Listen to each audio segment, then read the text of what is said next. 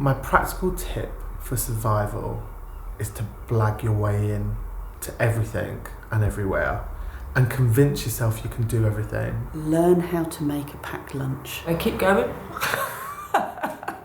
Plod on.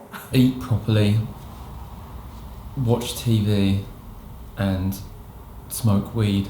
Take lots of photos to document your work so that when you're having a bit of a shit day, you can go back and think, oh, actually I did that really good thing. Find out how you describe your work in a way that is really meaningful and is in your own voice. There's lots of different levels of success, and don't think that yours has to be the same as somebody else's. I think when things are going well, they tend to have their own synchronicity about them and a mysteriousness to the creativity. So trust that.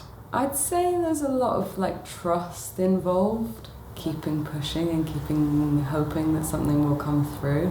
Whilst you're waiting for an idea or inspiration and you're feeling like a moron, don't despair, because I think the wave will come and then you'll just surf it right into shore at the right time. Really approach it as a long game, and to understand that there are going to be many different stages of really kind of hitting your groove with it, or things feeling like they're not coming together at all, and to be able to kind of see a bigger lifetime picture rather than just a precise moment. Finding a community around you, and that community could be one person or two or however many, but people that you respect and people that you trust. Ask your mentors how they're making their money. Don't make any assumptions about that, and then think about your future and how you want to be living. I've managed to, as an artist, to basically travel all around on all the trains with a young person's rail card, but that does involve forgery.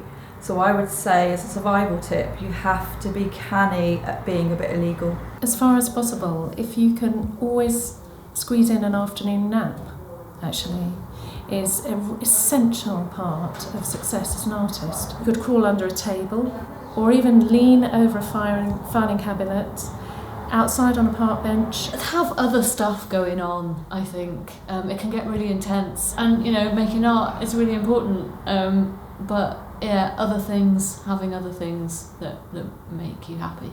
Be open to doing lots of different things and seeing them all as part of a creative life. And that's meant that I've survived. I don't have a diversified income. I have a single income, which is making performance art. So that's a risk, especially as you get older and you can no longer fit yourself in a suitcase and leave yourself in the street. You can't do all that crazy stuff that you used to do. So, and there's no pension. Anyway, so these are the things we think about when we're confronted by our mortality. Well, it's a quote from Pina Bausch, and she says, "I'm not interested in how you move, I'm interested in what moves you." Well, you do it because you love it, so if you don't love it, then get out, don't do that anymore. I think I remember Robert Fillieu saying that art is what makes life more interesting than art. And I think remembering that and keeping that sense of perspective is essential for survival. I really hold to that if a job is worth doing, it's worth doing badly. And I've done many things in my life really, really badly, but I'm very glad that I've done them at all.